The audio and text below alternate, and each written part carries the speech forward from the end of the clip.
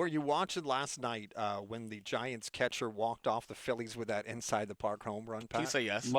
Mike, thank God it's late at night and Yeah. I couldn't watch it. Yeah. But the Oracle Park has been a personal house of horrors for the Phillies. I think they've Mm. lost 18 of 21 there, maybe about Really? 19 of 22 there.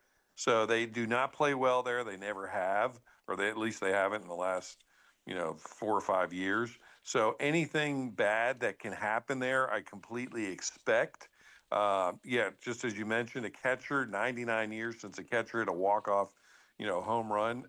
So that kind of stuff just falls in line with, as I mentioned, the house of horrors that place is for them. Yeah. But my one son, Anthony, actually said something to me that sort of resonated about this Phillies team, which I can't stand.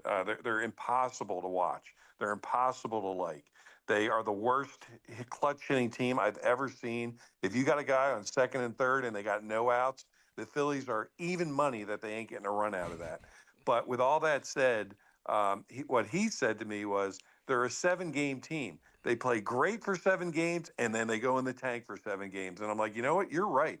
It's like they've had these little mini streaks where they do really well. Generally, they beat teams they should beat, like the Nationals or the Pirates or the Rockies or somebody like that.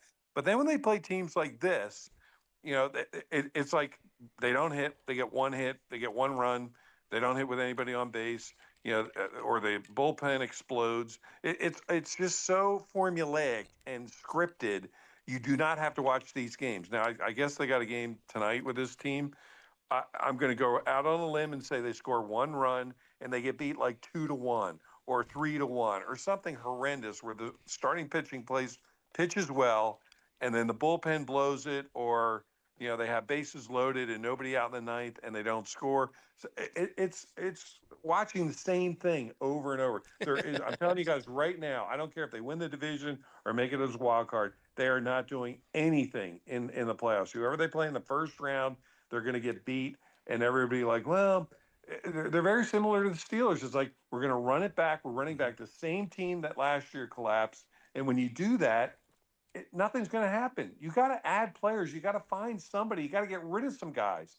I mean, I know they got a lot of guys up for their contract. Castellanos, Real Muto, Schwarber. These Hmm. guys are all Yeah. up for It does. contracts. So Yeah, it does feel like you know, this year could be a big crossroad for the Phillies because they've had this team together for the last couple of years.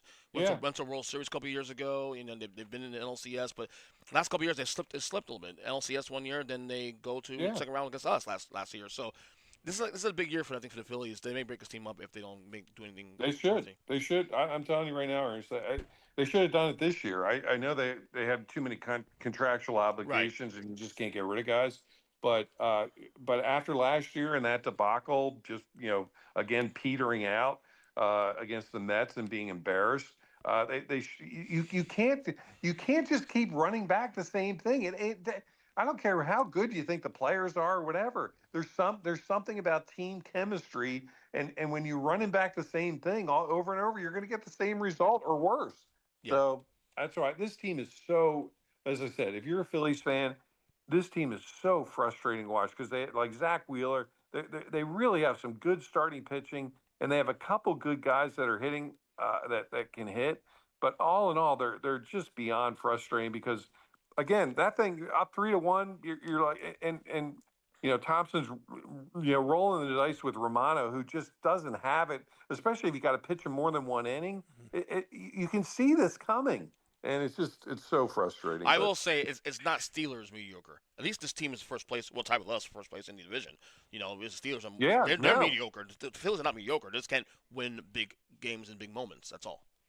I give in a way I give them a lot of credit for being in first or at least being close because again, if you watch them the whole year, they should be way out in front. They've blown so many games and just maddening, frustrating after you again if you win 5 or 6 in a row, you're like, all right, now they're really on a streak. They're going to win like 15 of the next 16 and really cause some separation. No, Hmm. then they do this. They go against San Francisco is a good team. Don't get me wrong, Yeah. but completely predictable, like one run, 5 hits, Yeah. 4 hits, one run.